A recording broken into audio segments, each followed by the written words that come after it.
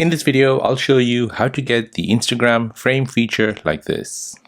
So if you've been seeing on Instagram stories where users are posting frame stickers, then let me show you how to get it. So before you begin, first go to your App Store or your Google Play Store, search for Instagram and make sure that's been updated to the latest version. Once that's updated, go ahead and open the app. Now here, you're tapping on the plus sign to post a story. Tap on story. And now you want to go ahead and take a video or a photo. Next, you want to go ahead and tap on the sticker icon here at the top. And now you'll see this new layout of your sticker menu. From here, you'll see the new sticker called Frames. So it'll be right at the top. So go ahead and tap on it. Now you want to go ahead and take a photo from your phone library to put a frame around it. Now you can go ahead and add a caption.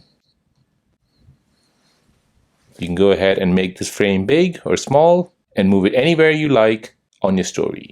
Now, unfortunately, you can only add one frame at a time. Now, once that's done, you can go ahead and add it to your story. And there you go. That is how to get the frame sticker on Instagram.